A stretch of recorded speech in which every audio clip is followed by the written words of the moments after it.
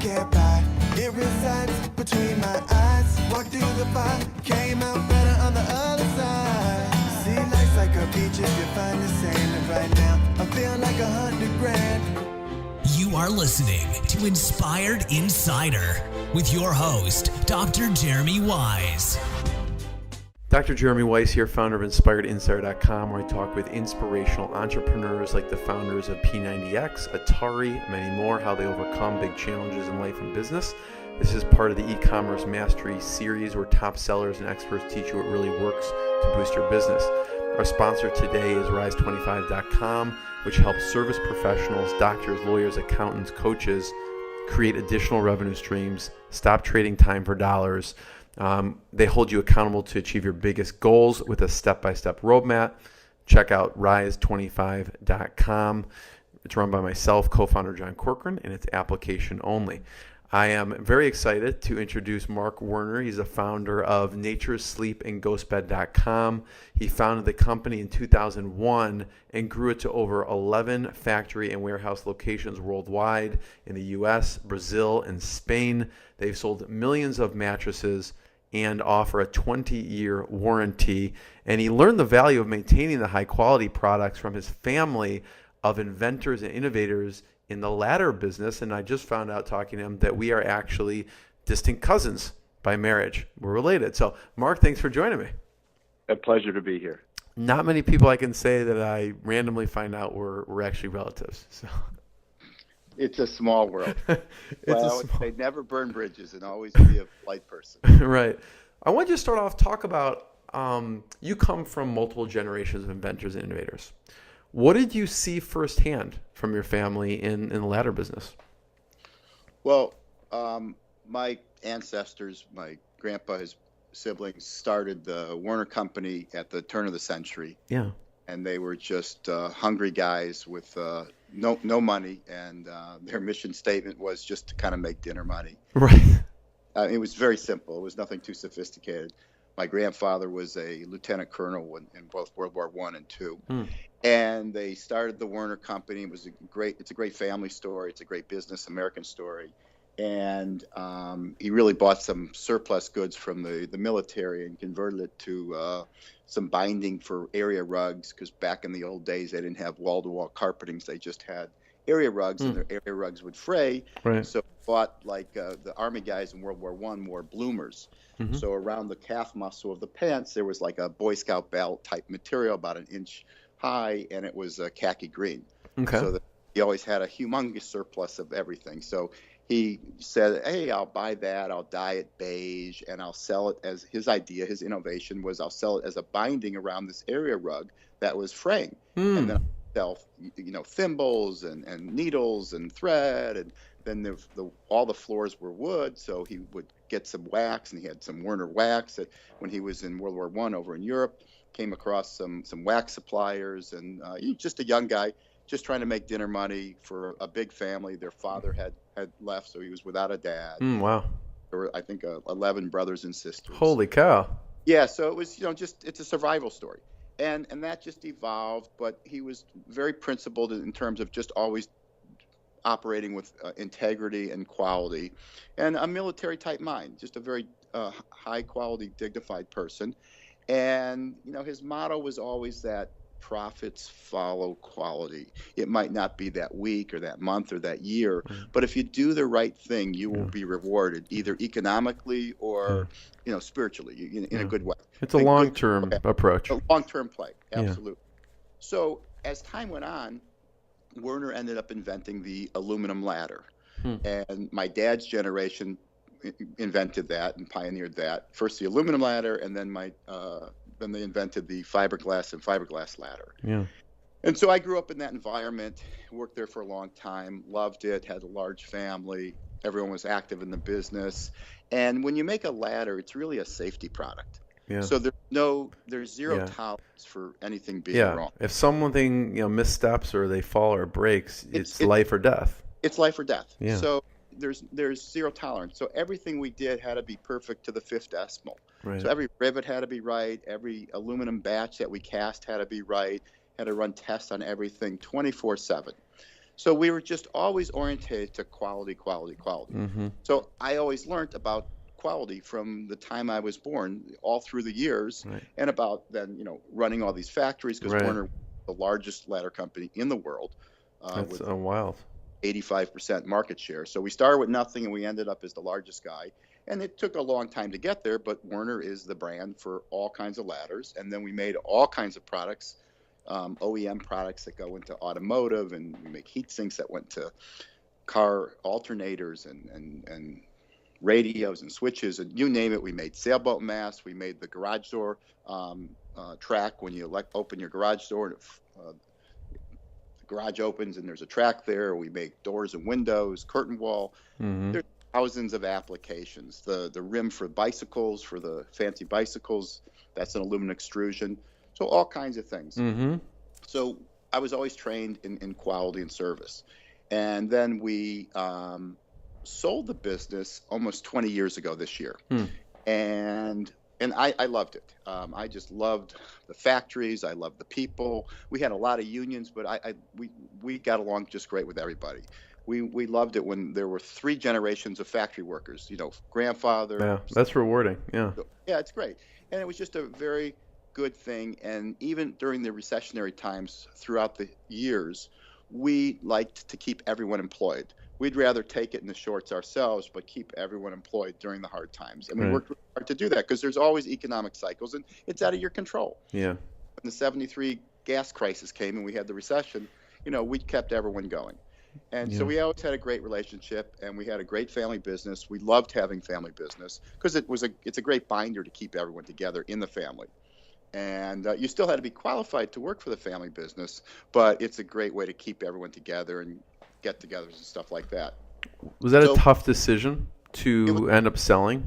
It was a very tough decision, and it was actually a decision that I orchestrated 10 years before it ever happened. Really? And when I first recommended it to my family and my board, they thought I was the Antichrist. They said, what would Grandpa think? And I said, something? He was such a savvy business guy. He'd think it's a great idea. Yeah. But ultimately, it just took a digestion period. Why were you recommending it at the time? Because I felt from a strategic standpoint, we had a great business, but we had a lot invested into it economically, emotionally, earnings, pensions, your net worth, etc., feeding a lot of people in a very large family. So God forbid something happened where all of a sudden aluminum became outlawed. Some kind of crazy outlier event that we couldn't predict. And that's what an outlier event is. It's an unpredictable, unforeseeable event, but it's out there. Yeah. It's that huge hurricane that comes every 100 years kind of thing. So rather than subject a great family that's now 4+ generations to some kind of horrible event, I thought if we had a liquidity event, that might be the right thing. Yeah. So we then evaluated a number of alternatives. We used our family investment banker, Goldman Sachs, and we had what we call a liquidity event. That took 10 years, though, before when you first mentioned it. From the time I brought it up, from my original memo to the time we had the event. Yeah. And but by the time we did it, everybody was on board. And so it turned out to be the right thing to do and a good thing to do. What turned them around over the 10 years to think you're the Antichrist to actually agreeing with you and wanting to do it?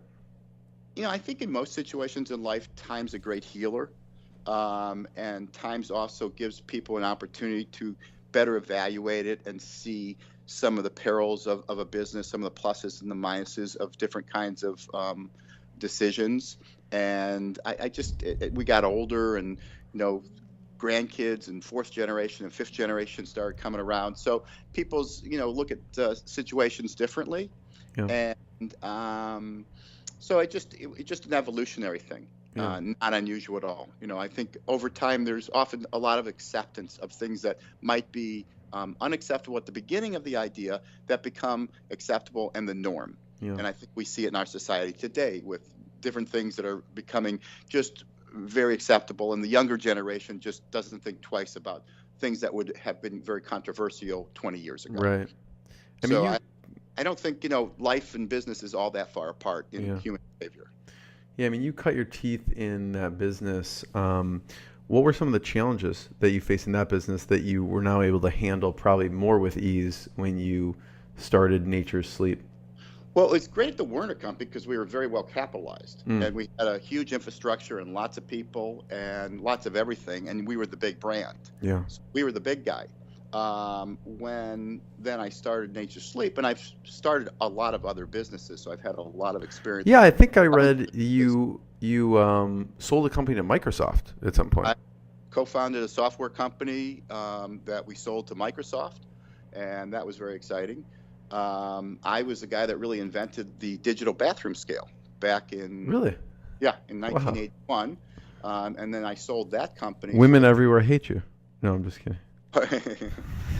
Right, and that's a great story too. But that was a great learning experience, and that was a great innovation. We went from analog to digital, and I searched around all through the world to find the right technology. And my dad had pointed out to me that, in the weighing mechanism, in the old days, a strain gauge was the most accurate type of weighing mechanism, but they were super expensive. But when the microprocessor came to be, that you were able to then use a strain gauge, and he said you could figure out how to use a microprocessor, program it, use a strain gauge, which measures electrical impulse on a very hard piece of steel, and see the flex when someone gets onto a scale or a substrate, and measure the differential, and now have an electronic, a true electronic, weighing mechanism. And so why a digital bathroom scale? Because I started at college. I worked for Coopers and Lybrand, and which was great on every level for experience and stuff like that. And I got to meet my wife, which was great. That's a plus. And then, back in the old days, which was then, it was kind of a taboo to be dating someone in the office, so someone had to go. So I was the guy that went because one of the clients I worked at thought I was a good guy and said, "I want to make you my CFO." I'm like, "Great, I'm 23 years old. I'll be happy to be your CFO." And I became a CFO, and I got very involved with this bathroom scale company, and I could see we needed to make the change from analog to digital. So I kind of took that on because I'm the inventor kind of guy. Right. And I ended up becoming the CEO of that company within a few years. And we really hit stardom there. And I said to the family member, I think we should sell the business because for various reasons I don't need to go into. But I ended up selling that business for him to Dart and Kraft, which basically was Dart became Primark, and I think Tupperware was the company from the Dart side, and Kraft was Kraft Foods. So at the time in 1985, that was a combined entity, which was a Chicago-based company. And then I stayed on to run the scale company for a while under the Dart and Kraft umbrella, and then from there I left and went to the latter business, to the family business. Mark, this is fascinating. There's so many rabbit holes we can go down. So when did the holes, and I'm a talker, so I'll try not to. No, this is good. The audience here. I love this. At what point then does the software company come up?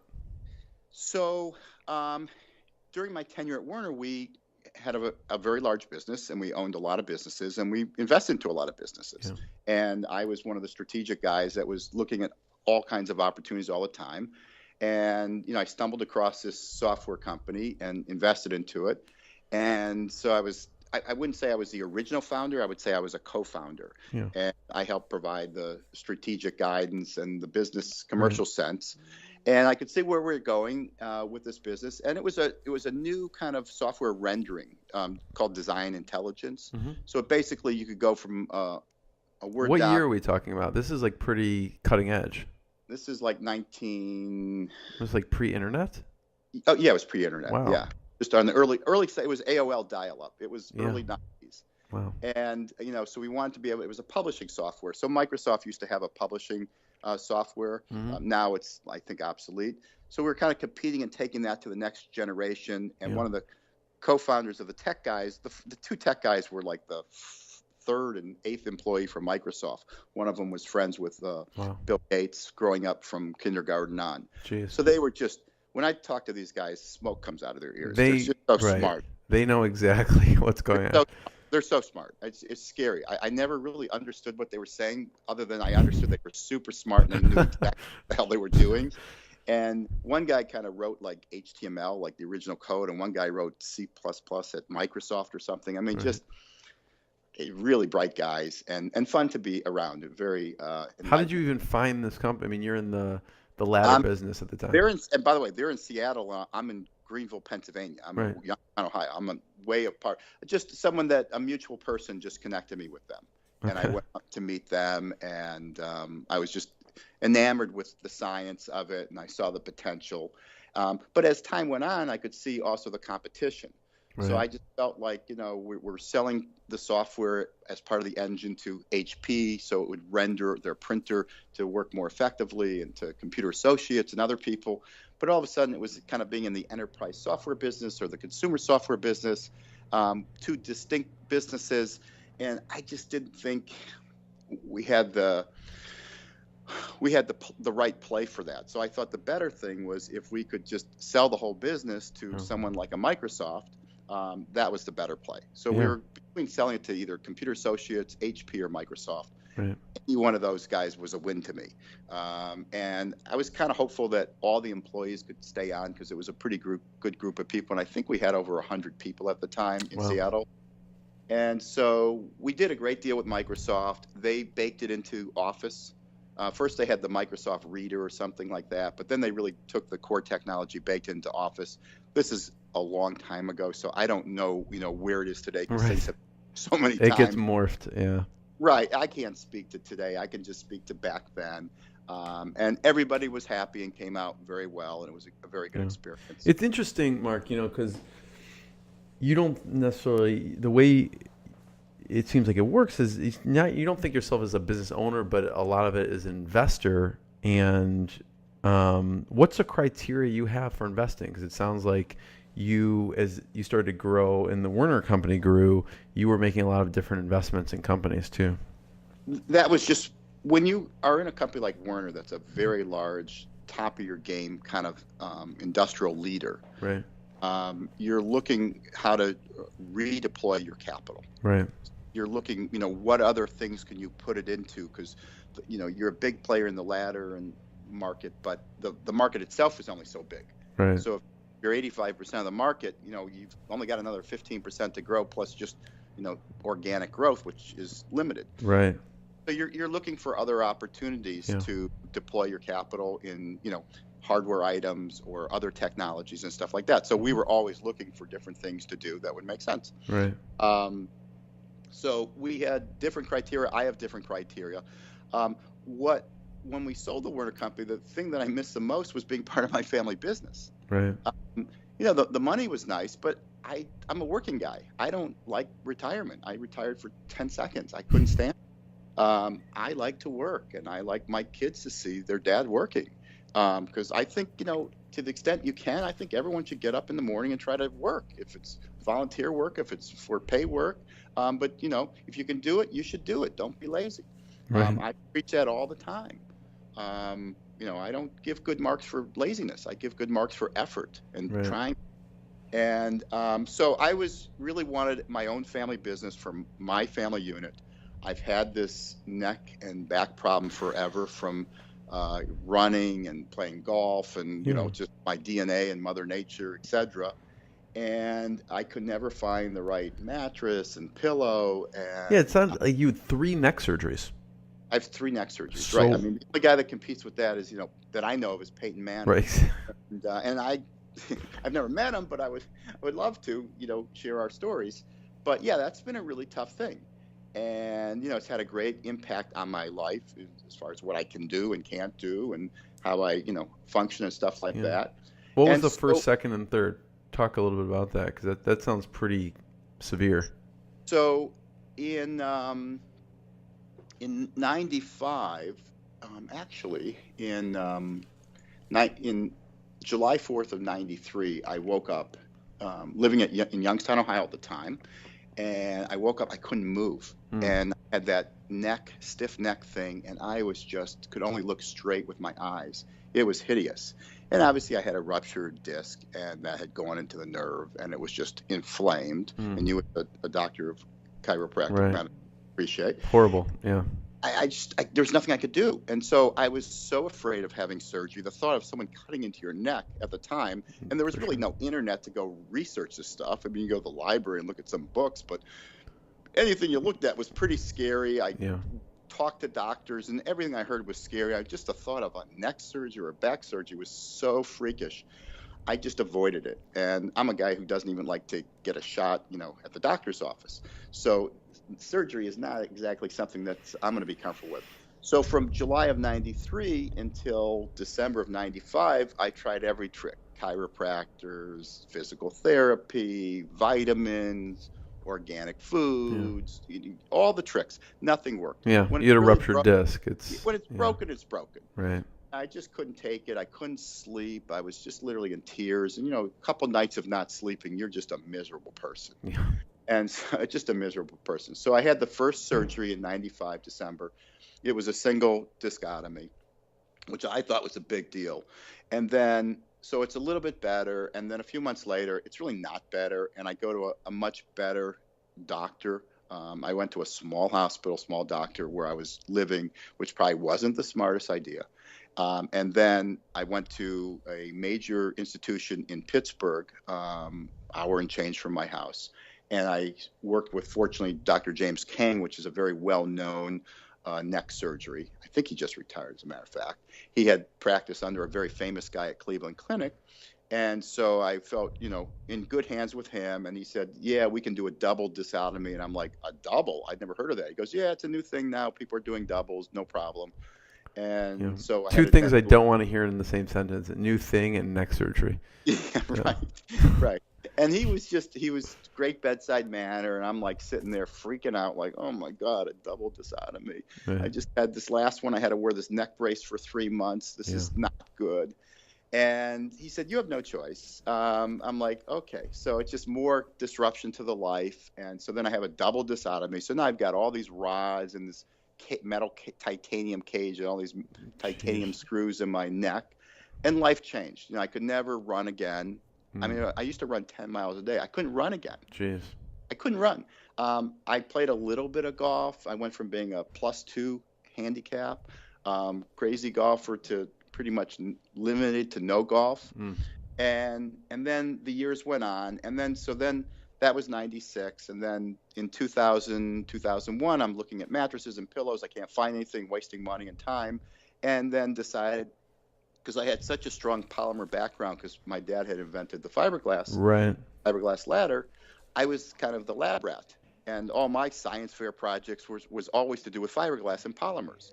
And when I was at Werner, when I actually started at the Werner Company, I ran the fiberglass business unit.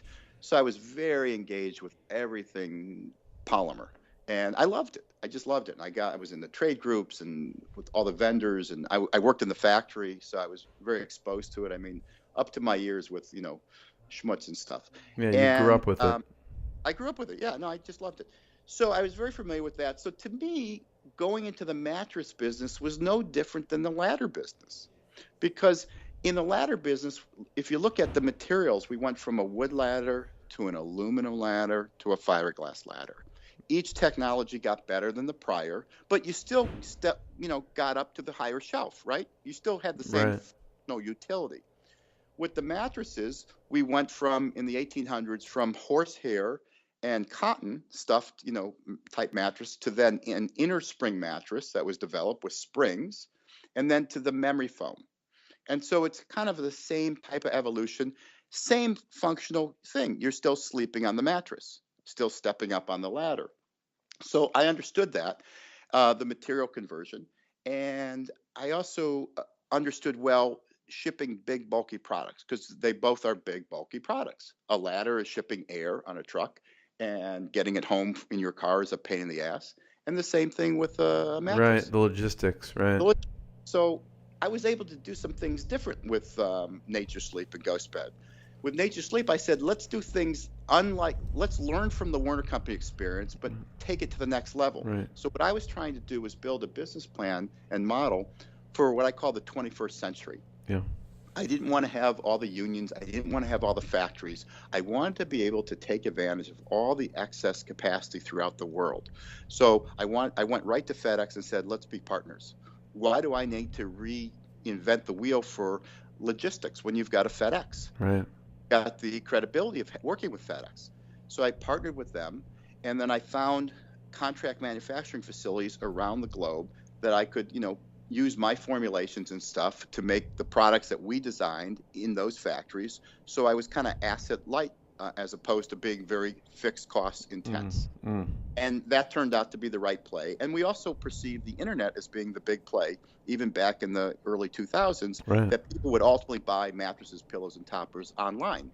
It was submission, Which also now sounds sort of normal, but then it not at all. But normal back People didn't have websites then. then. Had no websites. They thought I was out of my mind. And then what I did was I put the mattress, I compressed it in the box, right out of the box. Yeah. If you look if anyone goes to ghostbed.com, it shows exactly, right? That's what you're talking about. Well, now it's common, to have the mattress in the box. And now I didn't realize it was even that common. Yeah, now there's 100+ guys doing it, and everyone's taking credit for it in the last couple of years.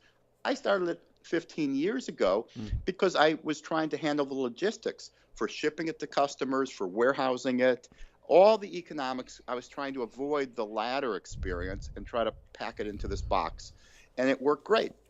In fact, at the beginning, when I put a mattress in a box and I showed it to regular brick and mortar retailers, the Sleepies and mattress firms and those kinds of people, they laughed at us. I thought it was crazy. They said, "You're devaluing the product. Get it out of there. You're devaluing it. You're going to make people think it's this piece of crap product." I'm like, no, you're wrong.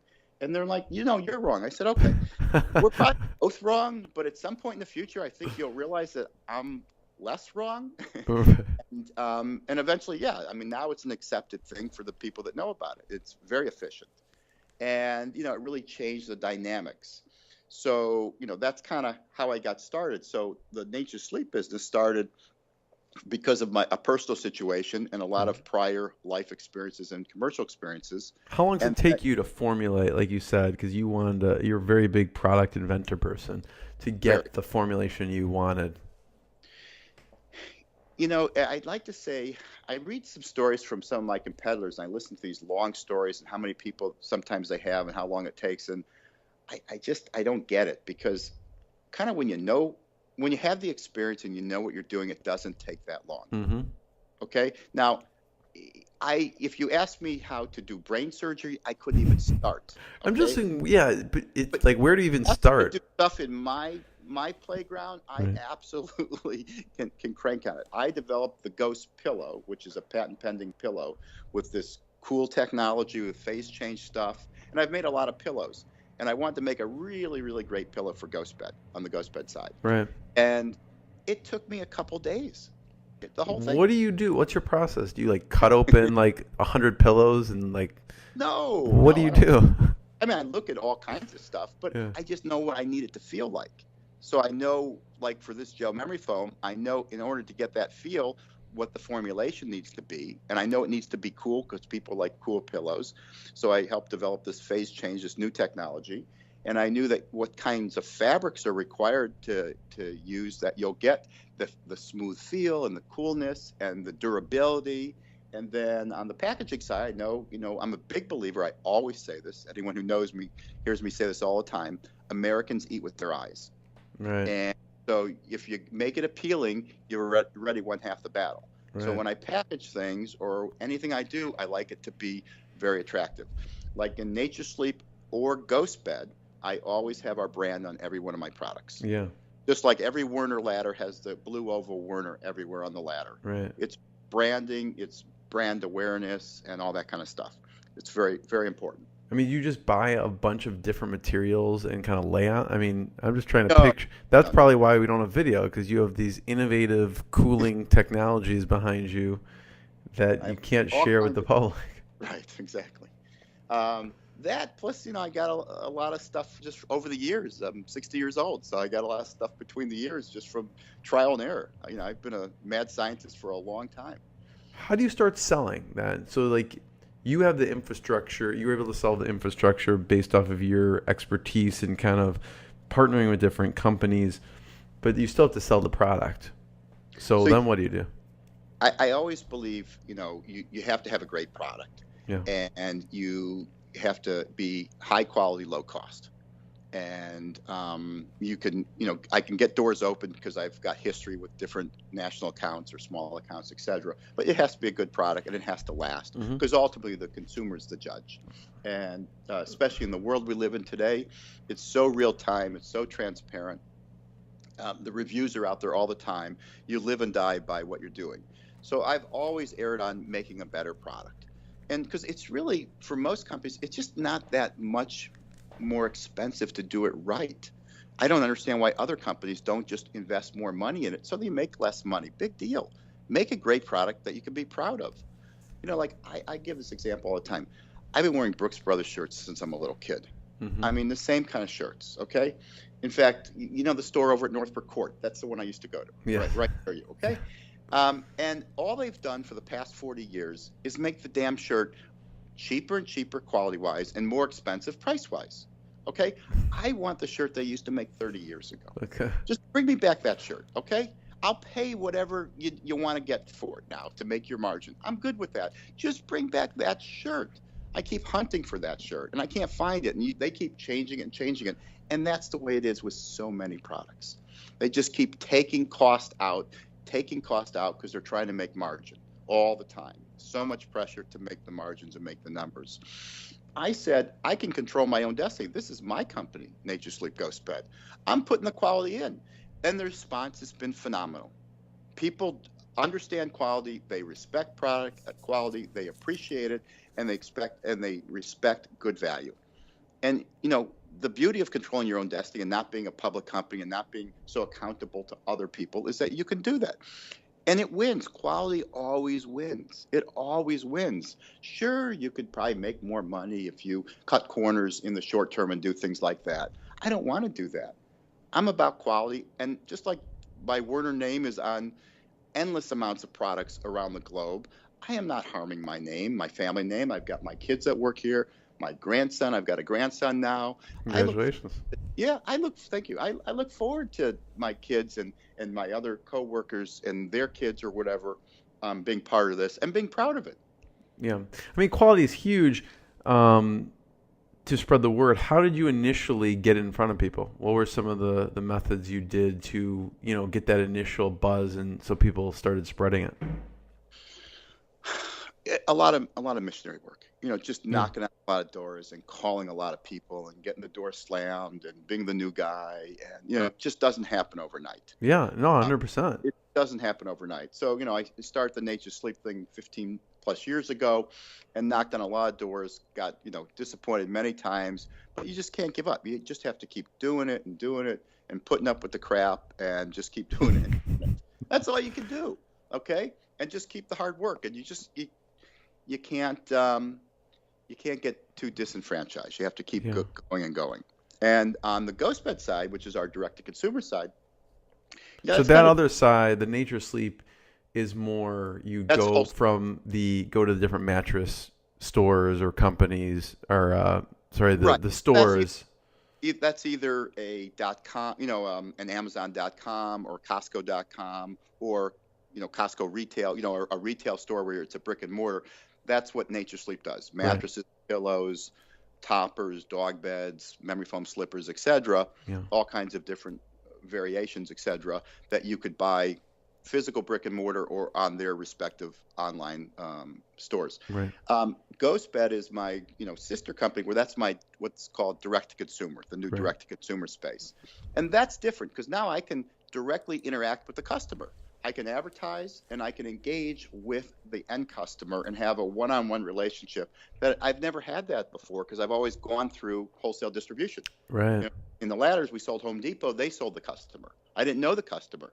I see people that have my product, but I didn't interact with them. Now I get to interact with them. It's awesome, because I get the feedback, what they like, they don't like, et cetera, et cetera. And we have a whole customer support team that's interacting with them either telephonically, web chats, or social media. I mean, the amount of questions that come into the social media is nonstop. Yeah. Most of them are very nice. Some people, not all people are very nice. So they can be a little aggressive. Maybe they're a little bit inebriated. Maybe they just had a bad day. Maybe they just feel like dumping on someone. But, they can light it up a little bit. But our game plan is always be nice. Always be nice. So, Mark, I mean, you are super busy enough. What made you decide to torture yourself and create Ghostbed? My Ghostbed plan was laid out years ago. Was it? Okay. Years ago. The original mattress I designed for Ghostbed was in 2007. The only change I made to my original design was I substituted the memory foam for the newer technology today, which is gel memory foam. Obviously, some new fabric technologies. Yeah. But that original design, because I knew it was a great design that I was made for some other retailers in 2007, was just a great design. But I knew you had to go direct because you did, okay. Because you could have just as easily brought that to your, Nature Sleep and have another product line, Oh, I could have, and I sold a similar bed pretty much through the Nature Sleep, but the market is changing. So you've got a consolidation in the brick and mortar space. Massive consolidation, so there's fewer customers. Just like in every industry, it's an oligopoly. There's only a handful of people. Yeah. So the smaller guys are weaker, and they are higher credit risk, all kinds of other challenges, unfortunately. And the bigger guys have gotten much bigger and more powerful and more demanding. I mean, just in our industry recently, you had Mattress Firm, the biggest retailer out there, get divorced with their biggest supplier, Tempur-Pedic Sealy. So here's a thing where Tempur-Pedic's probably doing $700 million worth of their $3 billion in sales with one customer. Jeez. And that's at wholesale. So on retail, that's probably $1.5 billion worth of retail sales for Mattress Firm. Right. And the two firms had enough disagreement about whatever the issues are, and let's leave those to them, that got divorced. And it was a very public divorce, and it's very painful. They're just going through the first couple months of it, and I'm sure it will be, a pretty big game changer in our space. How does that affect you? It probably in a couple of ways, both of which I would say would be in a positive way, in terms of an opportunist way. But I wouldn't want to say too much more. Mattress Firm's a great company, and we are fortunate enough to supply them. Yeah. And Tempur-Pedic, just a competitor. Tempur and Sealy is a competitor, but really good, smart people and make good products, and been a real pioneer in the industry for a very long time. So these things happen, but it's really the result, I think, of the concentration of power. And when when there's fewer players, they just both have a lot of power. Right. And so, it's more difficult in the business world to deal in those situations. Rather than having 1,000 customers, you've got 10 customers doing the same business as 1,000. It changes that dynamics quite a bit on both sides, and that's the beauty and kind of the evolution of the direct-to-consumer business. Yeah. Because now I can deal direct with the end consumer, give a much better deal to the end consumer, because you are eliminating some layers of distribution costs. And the consumer wins. Consumer always wins. When the consumer wins, everyone wins, because that's what really matters. Mm-hmm. And the consumer's savvy, and they're always going to find the most efficient thing. And if you look at most retailing venues today, they're an outcry of some next generation from prior things. The Home Depot got successful because all these other distributors, the roofing distributor and the plumbing distributor and electrical distributors, were all little kind of industries of distribution networks that were multiple step distributions. Like, who needed to hand off a pipe 3 times before the plumber got it? If the plumber went basically right to the guy who made the pipe, it would be cheapest for everybody, right? Yeah. So now he can cost effectively go to a Home Depot who can afford to buy in mass volume, big bulky things, and let the plumber buy it at a cost-effective rate. Yeah. But he, as Home Depot became successful, it's because all these other kind of cottage industry distributors went out of business. No different than what Amazon's doing to all of retail today. Mm-hmm. I mean, from Macy's to Kohl's to Nordstrom's, Bed Bath, you name it, everyone's continues to restructure and reorganize and try to get the omni-channel thing right. Right.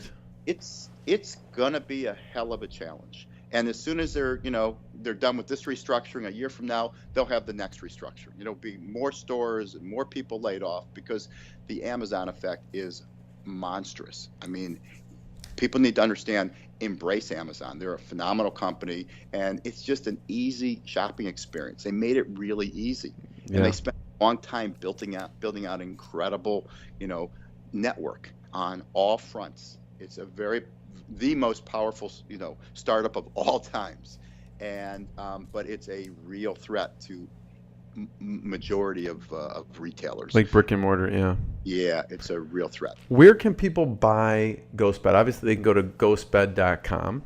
Where else can they purchase it? So you can go to ghostbed.com or Amazon. Mm-hmm. And we've kept the distribution very, very limited to that. Mm-hmm. What I see, Mark, you do really well is you surround yourself by a good team. Could you talk about how you bring on a team for Nature Sleep and Ghostbed? Because I also saw, I think there was a high-level person in Tempur-Pedic, and you probably have like a number of people who have come together and helped, build the company.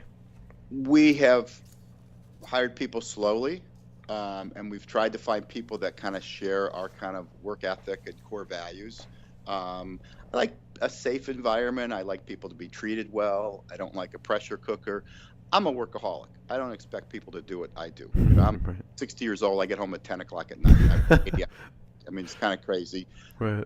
I like it. I don't mind it. My wife accepts it. And, we're just in a crazy growth mode the last couple of years, especially. So it's even more taxing. But, we've tried to hire the kind of right people. And our team is long-term. I don't have much turnover. Right. We try to pay people well. We treat people well. We give good benefits. We try to make it a solid environment. What do you hire for first when you're initially hiring? Because like you said, you're hiring slow. Who do you hire first? At the very beginning, I think like in my situation, I'm able to do a number of things. I can develop products. I understand economics. I understand logistics. I understand sales, and I can sell. So I can wear a lot of hats. Right. I'm used to that. So it depends, for different startup entrepreneurs, what their skill sets are. If they're pretty young and they don't have much experience, they might only have one core strength. Maybe he's a programmer or something. Right. He's a programmer and needs to find the resources elsewhere. But you got to have sales. I always say you can have a great product, but if you don't have sales, it doesn't make a damn bit of difference. Right. Everything starts with the top line. You got to have sales. And then you got to have some kind of finance accounting function. So you got to have capital. You got to be able to account for everything. You got to know what things cost. You can't fake yourself. You got to know what things cost.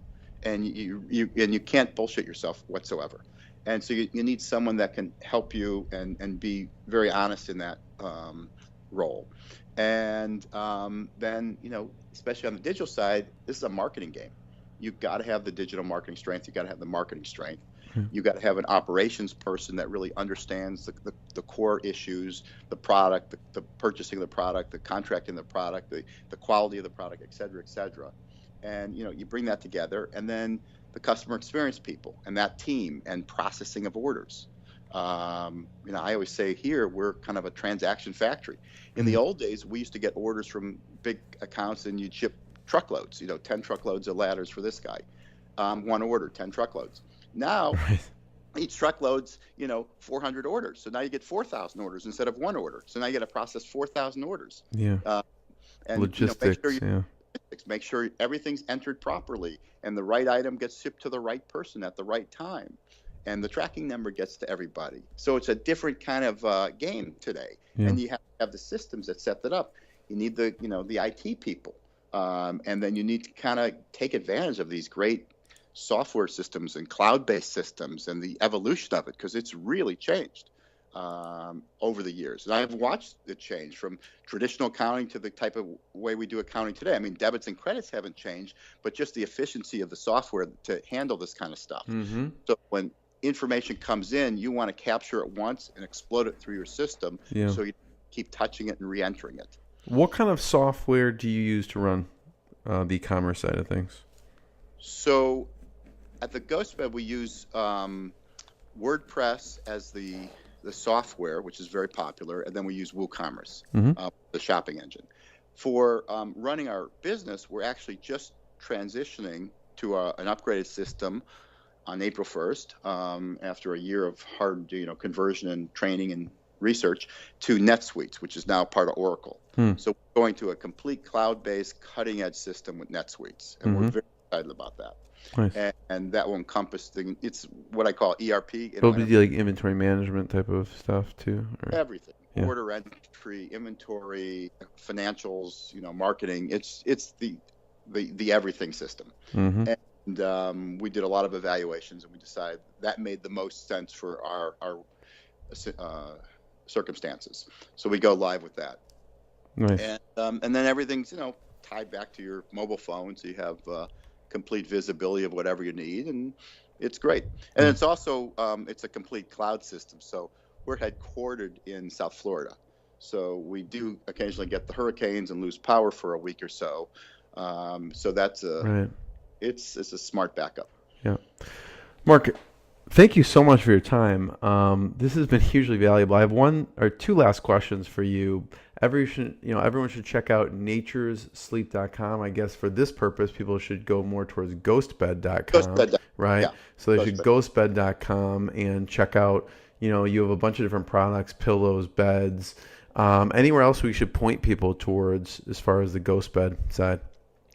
I think that would be good. Obviously our Facebook page has a lot of traffic and a lot of fun stuff. But the website is very informative. Yeah. And has a lot of information. Yeah. And, part of our value proposition is basically the Ghostbed is for under $800, you get a queen mattress delivered, and we ship in 24 hours, and you have a 101 night sleep trial. So if you don't like it, we pick it up and we donate it to a charity, so you don't have to worry about that. And it's the same basic mattress I sell brick and mortar people, I won't mention their names, but major names, that they would be selling for $3,000. Yeah. That's amazing. So, kind of shows you the value proposition. For sure. And we back it with 20 years worth of warranty. Quality, yeah. So last question, Mark, is one I always ask since it's in Inspired Insider, what's been the lowest business moment, and on the flip side, what's been one of the proudest moments in business for you? Well, I think one of the lowest would be a pretty sad story where one of our female employees, who's in the computer programming area, was coming to work last year at 7:30, just going to get out of her car in the parking lot, and her crazy estranged husband assaulted her and then doused her with gasoline and lit her on fire. Holy cow. And it was all caught on office cameras, and that was a pretty horrifying thing that I would even know of that, yet alone someone that we works for us that we really care about, that was really hurt in a very horrible way. Wow. And so that was just a very, very low moment, and she probably would have died, but we were able to get her to the Jackson Burn Center, and she was in a coma for a few months, and she's recovering. It's really horrible. She survived. Wow. She survived, and we've kept her job open for her. So, and we kept taking care of her, and so we look forward for her actually coming back here in the next 3 or 4 months. Sorry to hear that. Jeez.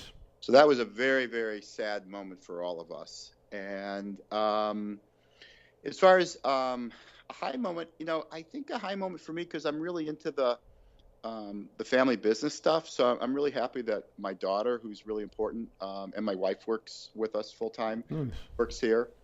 And, in the future, I look forward to my sons working here and then my grandkids. So that's kind of a high moment. And we get a lot of reviews on the Ghostbed, and they just flow in constantly all day long. And they're just great. And it's a real buzz for me personally when I see that I had back pain and I slept on this and it's gone. I'm pregnant and couldn't sleep and it's gone. I had insomnia, it's gone. All these things that the success stories, yeah.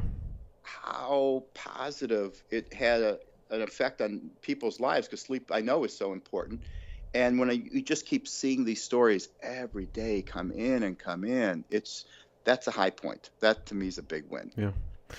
Mark, I want to be the first one to thank you. Hopefully when you come through Chicago, we'll get to meet in person. Everyone should check out ghostbed.com, and it's been fantastic. Thank you so much. Yeah.